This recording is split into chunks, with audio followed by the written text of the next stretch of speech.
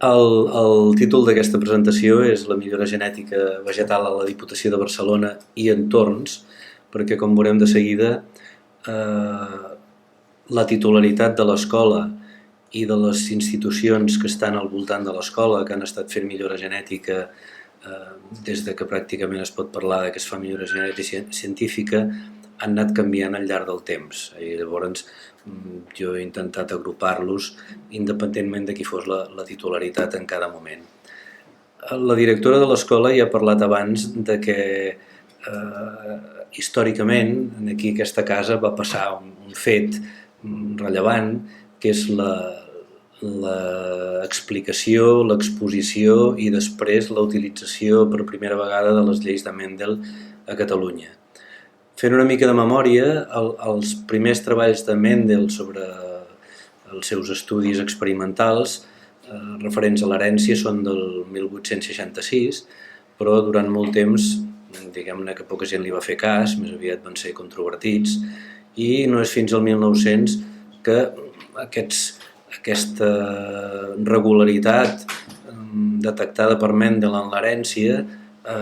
s'aprofita des d'un punt de vista pràctic i això es comença a traduir en canviar l'enfocament en els processos de selecció. Com us deia abans, gràcies. La història d'aquesta casa té molts alts i baixos, té molts canvis d'amo, diguem-ne. El 1919, que l'Escola Superior d'Agricultura ja era de la Mancomunitat, és a dir, que la fundació va ser per part de la Diputació, però al cap de poc temps va passar a ser de la Mancomunitat de Diputacions, va convidar un professor, el professor Paul Deschambre, que va ser el que, segons els historiadors, per primera vegada va parlar explícitament de les lleis de Mendel en un auditori. Això va tenir el seu impacte en l'activitat de la casa, perquè hi va haver un professor, que va ser el professor Pere Rossell i Vilà, que va incorporar dintre del temari de zootècnia aquesta part del mendelisme. Estem en l'any 1920 aproximadament. Al cap d'uns 12 anys, quan han passat una sèrie de coses entremig, avatars històrics bastant complicats, la genètica i la millora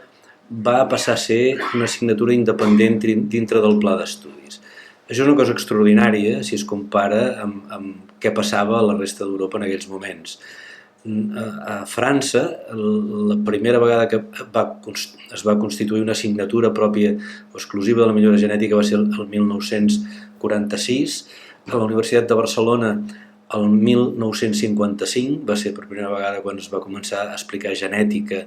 Abans es feia dintre de l'assignatura d'antropologia, ho feia el doctor Alcover, i el 55 va ser el professor Prevosti el que va començar a explicar genètica per separat. I al CSIC, el 1951, es va crear un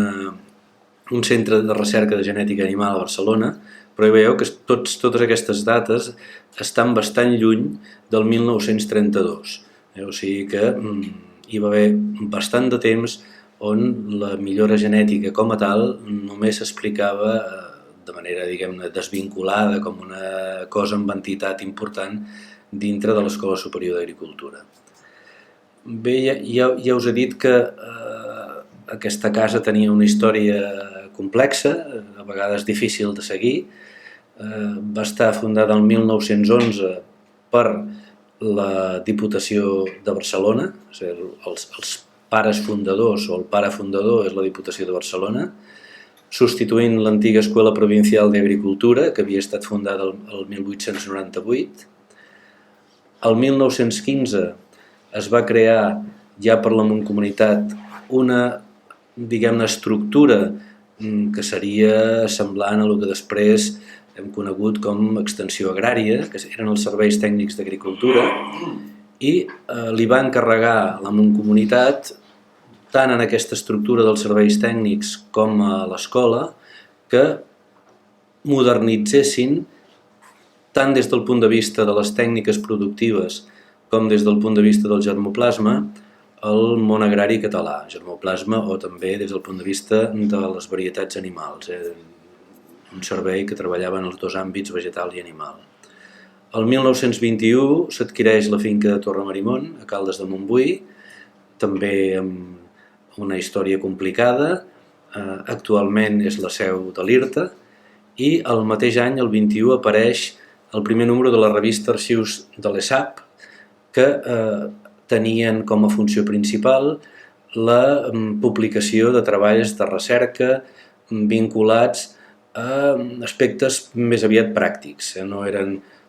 recerca pura, sinó que eren qüestions d'aplicació que poguessin servir com a impulsor d'aquesta idea de la modernització del món rural català. El 25 canvia la truita, comença la dictadura de Primo de Rivera, del 25 fins al 31 pràcticament les coses es queden en stand-by. Segurament van continuar algunes coses per la inèrcia que portaven, però hi ha molt poques activitats vinculades a la recerca i a la transferència. I el 31 segurament entrem en la fase més fructífera d'aquest primer període de la millora genètica i de la genètica a casa nostra, quan la Generalitat reprèn les activitats que tenia tant l'Escola Superior d'Agricultura com aquest servei tècnic d'agricultura. Bé, aquí tenim per orientar-nos el que va passar després des del punt de vista de la titularitat de la casa.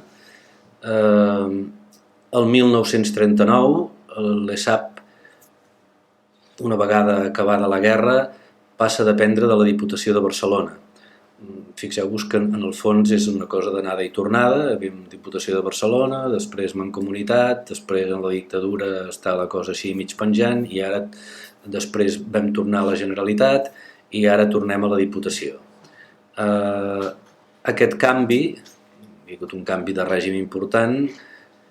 condueix a un canvi també de nom, que ara s'anomenarà Escuela de Peritos Agrícolas y Especialidades Agropecuàries. Aquesta escola, sense canviar de titularitat, seguim durant un llarg període com a tutor la Diputació de Barcelona. El 1976 passa a ser l'Escola Universitària d'Enginyeria Tècnica Agrícola. Encara amb titularitat de la Diputació. Durant la fase final hi ha un canvi de titularitat a un consorci, que és el Consorci Escola Industrial de Barcelona, encarregat de fer la transferència a la Universitat Politècnica de Catalunya, i el 2008 s'incorpora a l'UPC amb el nom, recuperant el nom històric d'Escola Superior d'Agricultura. O sigui que, ja veureu, m'he entretingut una mica amb això, perquè en el fons la millora genètica en aquesta casa també ha estat bastant vinculada en aquests canvis que hi ha hagut de titularitat tant de l'escola com de l'entorn, que seria aquests serveis d'extensió agrària, diguem-ne, que s'han produït al llarg del temps. Bé, tornem endarrere, ara que ja sabem més o menys una mica superficialment la història de l'Escola Superior d'Agricultura i la seva vinculació amb serveis propers. Quan es comença la millora genètica utilitzant ja o intentant aplicar els coneixements del mendelisme, que seria aquest període més o menys a partir del 1919, el Servei de Terra Campa de la Mancomunitat el que es troba és que des del punt de vista del germoplasma, dels cultius extensius, que són els que els interessen més amb ells, perquè en aquell moment la producció, el que alimentava realment a la gent era el blat, fonamentalment, doncs era una barreja extraordinària de coses diferents, el que en diem varietats població, en el qual, en el cas de les autògames, el que hi ha és una barreja de línies pures, molt diferents entre elles, amb una freqüència de cada tipus de línia variable que depèn una mica de la història. D'aquests materials no hi havia informació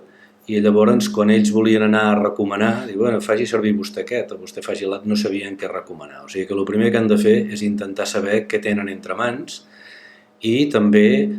intentar depurar aquestes varietats població per convertir-les en materials que es mantinguin constants durant el llarg del temps, és a dir, intentar fer línies pures, ja que es tractava d'una autògama. Barrejat amb aquestes poblacions locals, múltiples i molt variables, es troben que hi ha unes poques, el que ells en aquell moment anomenen, jo crec que encertadament, perquè aquesta paraula després tornarà a sortir, varietats exòtiques. Aquestes varietats exòtiques per ells eren varietats forasteres, la majoria varietats comercials que havien vingut de França i que havien portat agricultors espavilats que havien viatjat a França i que havien comprat, sobretot a Vilmorenc, que ja venia coses d'aquestes varietats de blat, els havien anat bé, se les havien multiplicat i havien quedat com una cosa sobreposada, barrejada amb les varietats locals i amb les que segurament també parcialment es va encreuar. A part d'això es troben amb una gran confusió de noms que quan parlem de varietats tradicionals, avui en dia, quan ens reunim encara al DAM per parlar d'aquestes coses, seguim amb la mateixa història, és a dir, amb això no hem millorat. Hi ha noms com ara forment, espelta, blat blanc, blat roig, blat de primavera, que en un lloc signifiquen una cosa, en un altre en signifiquen una altra, és a dir, que genèticament són coses totalment diferents, i això se n'adonen ja en aquestes primeres prospeccions. Diguem que l'artífex d'aquesta primera presa de consciència del problema i el que va intentar començar a posar remei per, diguem-ne, instruccions de la Comunitat primer i després de la Generalitat va ser Josep Maria Soler i Coll, que la primera feina que va fer va ser experimentar amb aquests materials, caracteritzar-los i intentar extreure, fent selecció individual, línies pures. A part d'això, aquest home era una persona extraordinàriament activa, que es donava compte de que s'havia d'aprendre d'allà on en sabien més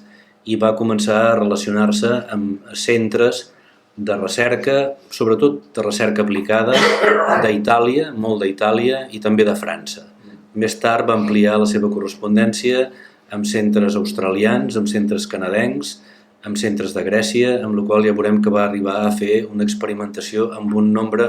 considerable de varietats millorades que intentava veure com es comportaven aquí. Aquesta és una fotografia de Josep Maria Soler i Coll pol·linitzant blat de moro, perquè després de barallar-se amb el blat, aquest home no en va tenir prou, es va barallar amb l'ordi, es va barallar amb el blat de moro, és a dir, va començar i va continuar fent moltes coses amb espècies diferents, sempre, com veieu, espècies que estan molt vinculades amb la gana. En aquella època no anaven a fer la millora del tomàquet o de la coliflor, aviam si tenia més o menys antioxidants, sinó que el que volien era que la gent tingués la panxa plena, era el problema del país. Bé, passat el parèntesis de la dictadura, Soler Coll reprèn els seus assajos ara ja per la Generalitat i amb aquesta visió, diguem-ne, d'aquest encàrrec de les institucions públiques de millorar les condicions productives del país, li permeten viatjar, sobretot a Itàlia, on va fer coneixença amb un millorador italià molt famós que es deia Nazareno Strampelli.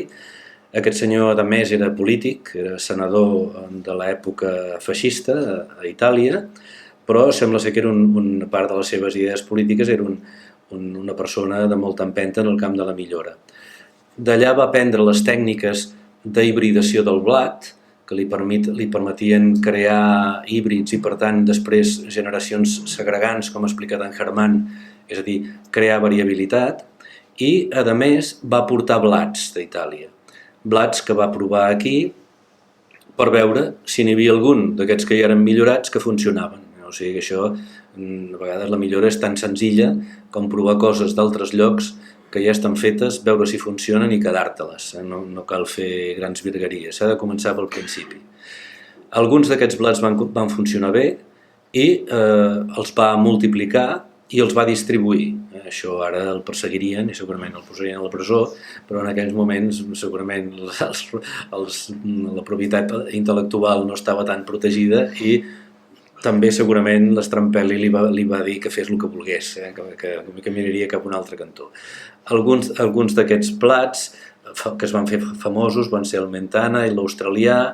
el Manitoba i el Hard Winter, que eren en part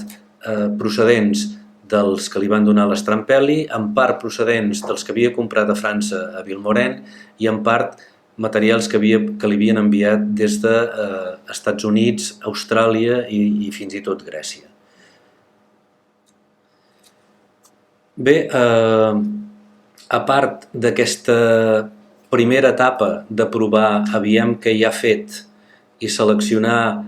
línies pures que ja existien, que diguem-ne que la lògica és el que recomana fer, aviam provem si hi ha alguna cosa bona entre tot el que existeix. També va començar un altre programa que consistia en fer encreuaments entre blats autòctons que ell ja havia convertit o dels quals ja havia derivat línies pures amb línies pures estrangeres, amb línies pures forasteres. Aquesta és una estratègia de millora també habitual, crear variabilitat utilitzant un parental que porta una certa adaptació en l'àmbit on tu vols cultivar després i portar una cosa forastera que suposes que ja has triat que tindrà aspectes que t'interessen.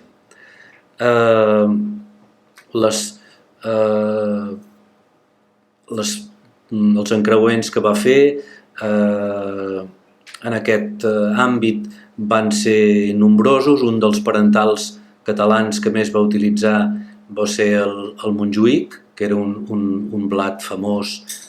que era una varietat població, eren unes barreges. Ell va derivar una 80ena de línies d'aquest blat Montjuïc i en va encreuar algunes amb aquests materials estrangers i també algunes línies derivades d'aquest anomenat Català de Monte o blat roig d'Aragó. En aquest període, quan estem ja al 1934-1935, a part de les línies de recerca que tenia amb blats, va començar també línies de recerca amb ordi, seguint una mica el mateix patró que amb els blats, explorant la variabilitat que ja existia, i també en el cas del blat de moro. El que passa que en el cas del blat de moro ell va tenir ocasió de viatjar també a algunes estacions espanyoles, va estar a Navarra, va estar a l'estació d'Alcalá de Henares, va estar a Galícia, va fer coneixença d'un investigador que hi havia a la missió biològica, en Gallàstegui, que treballava en blat de moro. Aquest investigador havia estat als Estats Units i coneixia ja la tècnica d'obtenció de línies pures de blat de moro de cara a fer híbrids. I sense mandra, en Soler Coll va començar a autofecundar blat de moro amb la idea de fer línies pures i després encreuar-les per obtenir híbrids derivats de les varietats tradicionals de blat de moro que hi havia aquí. Això es va acabar amb la guerra i, per tant, són línies de recerca que es van aturar. Bé, aquí això ja us ho he dit, és aquesta nova introducció de la tècnica dels híbrids per després fer selecció genealògica i intentar derivar línies pures noves que tinguessin una mica de tot. Quan s'acaba la Guerra Civil, els serveis aquests de la Terra Campa desapareixen i en part el personal que hi havia allà, que tenia una estreta relació amb el personal de l'Escola Superior d'Agricultura, passen tots junts a la Diputació de Barcelona. I allà, en Soler Coll i un col·laborador seu que es deia Aragó, el que van fer va ser intentar acabar el que van poder de les línies dels blats, de les línies de millora dels blats. Una de les coses que van tenir més èxit va ser el blat anomenat Montcada, però no va ser l'únic. En van treure tota una col·lecció, Montcada, Montserrat, Montnegre, Montsec, els hi posaven noms de muntanyes i això em voldria remarcar perquè després tornarà a sortir aquesta equació de les muntanyes. D'aquests blats que gairebé tots eren obtinguts per selecció genealògica a partir de l'encreuament entre Montjuïc i algun altre blat, ell el que va fer és acabar, quan no estaven acabades, els processos d'autofecundació successives per arribar a fixar les línies, i després el que va fer va ser mantenir les poblacions i distribuir-les. Aquesta feina la va fer la Diputació durant molt temps. I, de fet, el blat Montcada, fins als anys 87 aproximadament, el multiplicava encara la Diputació a través d'alguna subcontractació amb algun agricultor. A Torre Bonica n'havien multiplicat, a Torre Marimont n'havien multiplicat. La qüestió és que quan es jubila el Manel Maria Aragó, als anys 80, aquesta línia de treball en la Diputació es va extingint. Finalment, els tècnics de la Diputació, Jordi Bellapart i Josep Albuqués, van ser els últims que van cuidar-se d'això, i la col·lecció de blats passa a l'IRTA a través de la doctora Conxita Arroyo, que és receptora del material que hi havia. Material, tot s'ha de dir, sembla ser de difícil interpretació en la major part, perquè les notes d'en Soler Coll sembla que eren molt difícils d'interpretar. Llavors, seguir la filogènia dels blats no era una qüestió fàcil. Tenien el material, però no sabien massa bé quina història tenia cada un d'ells. Bé, mentre passava això amb els blats, a l'Escola Superior d'Agricultura doncs, hi havia...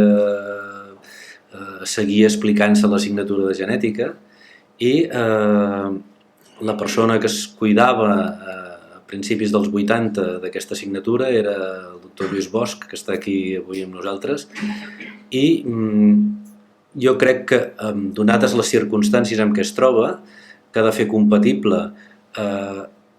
fer un tipus de recerca que sigui aprofitable pels estudiants del que en aquells moments era una escola de pèrits agrícoles. Per tant, no es podia fer aquí determinat tipus de recerca. I buscar aspectes que fossin aplicables. Els milloradors sempre volem que les coses es puguin aplicar, volem veure que la nostra feina es tradueix en alguna cosa que es pot tocar. Va començar a treballar amb blat de moro i les feines que feia eren sobretot de millora, però abans d'aquesta etapa del blat de moro va fer algunes incursions amb algunes altres espècies seguint una mica el mateix esquema d'en Soler Coll, és a dir, alfals, raigras, que van ser les dues espècies en què va començar a fer coses. Explorem quina és la variabilitat que hi ha en els mercats o en les varietats d'aquí per veure si alguna és millor que les altres i recomanem aquella. Es fan encreuaments també seguint els mateixos esquemes, els esquemes de varietat d'aquí en material foraster. I amb això s'aconsegueixen materials de premillora. El problema amb què es va trobar ell, i ja m'hi puc incloure jo perquè vaig treballar molt temps amb ell, el problema que ens vàrem trobar és que quan tens un material de premillora o tens un soci que es cuida d'acabar-la i comercialitzar el producte, o si no allò es queda en un calaix. De coses en el calaix ens en van quedar moltes, i això inclou la feina llarga de bastants anys que vàrem fer amb blat de moro, sobretot encreuant materials que en dèiem adaptats, que eren varietats que funcionaven bé aquí, amb materials exòtics que al ser transportats aquí tenien un canvi de fotoperíode, i llavors els híbrids entre els materials adaptats i els materials exòtics tenien un gran desenvolupament vegetatiu mentre mantenien unes produccions de panotxa considerables. Vam aconseguir un increment de la producció de la part vegetativa del voltant del 50%. Aquí teniu, encara que aquesta foto és talment vintage, i aquí això seria el material semiexòtic, que és o potser un dels parentals exòtics. Aquests més baixos són els adaptats, i aquí teniu en Lluís Bosch al mig d'una selva de materials semiexòtics de blat de moro que feien més de 3 metres. Sempre pensant en produccions de farratge amb materials de cicle llarg. Com que no estàvem contents de la poca utilització, de la poca sortida d'aquests materials, el que ens van plantejar progressivament és canviar d'espècies, sempre buscant aquest equilibri entre el que pot servir als estudiants i el que pot servir realment després per ser aplicat pels diguem-ne, els pagesos, no? I vam canviar cap a hortícoles, vam començar a treballar amb mongetes, amb mongeta del Ganxet primer, després amb la mongeta de Santa Pau, i el nostre esquema de treball sempre va ser el mateix i després l'hem aplicat a altres espècies, que va ser treballar en la millora de característiques sensorials, que són un caràcter difícil de treballar-hi perquè és molt complex i per tant teníem poca competència, i després treballar en varietats que tinguessin un ús local, amb la qual no teníem, diguem-ne, la competència de les empreses, de les grans empreses productores de llavors que basen, diguem-ne, la seva existència en un tipus de mercat diferent. O sigui, que vam intentar buscar un nítxol en el qual ens poguéssim moure amb comoditat i que ens permetés un bon equilibri entre el que és fer millora que serveixi per a alguna cosa i fer una feina al voltant de la qual els estudiants d'aquesta casa doncs, puguin aprendre coses i puguin tocar les coses de la millora més enllà dels llibres. En aquesta línia de la millora de mongetes vam treure una varietat primera que es diu Montcau, del tipus Ganxet, i després vam fer algunes varietats de tabella grisa, com ara la Cruscat, la Puig de Mar, la Colltort i la Roca Negra. Són varietats aquestes que estan alguna registrada i alguna en via de ser registrada, i el que vam mantenir de la nostra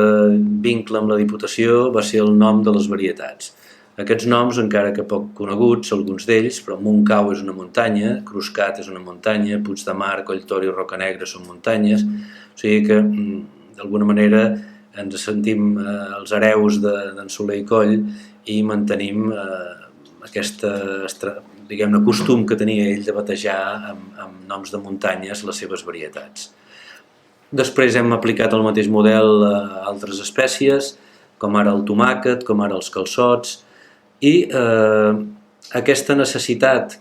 de mantenir l'equilibri entre el món acadèmic i el món de la transferència ens va impulsar a crear el que en diem ara la Fundació Miquel Agustí, que no és res més que una mena d'entitat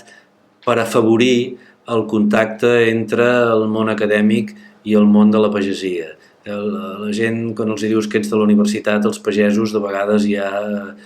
comencen a riure. Llavors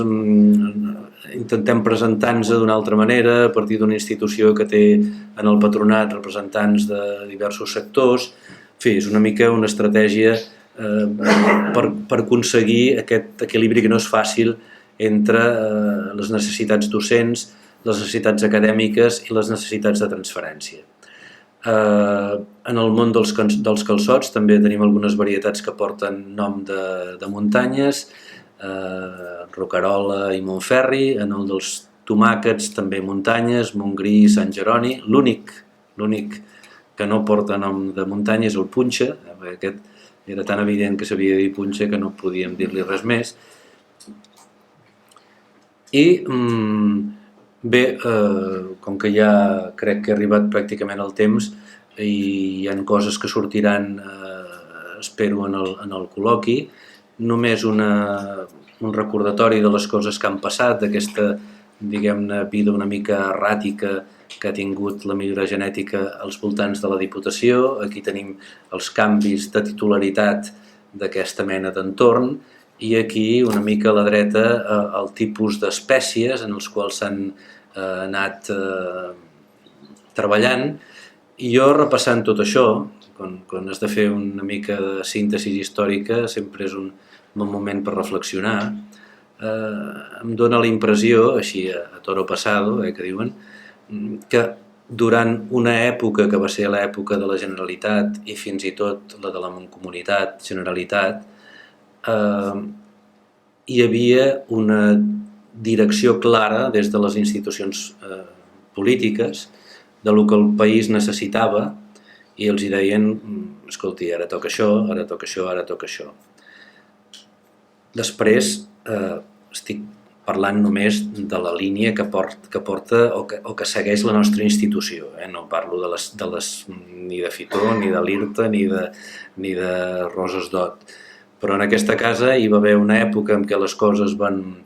després de la guerra van baixar i van anar funcionant per inèrcia, i després quan hi va haver una persona que es va interessar per reprendre l'activitat pràctica més enllà dels llibres, hem passat bastant temps donant pals de cec per intentar veure com ens situàvem en aquesta posició entre el triangle acadèmic, el triangle docent i el triangle de transferència. Jo crec que actualment estem trobant amb la Fundació Miquel Agustí un nítxol que equilibra aquest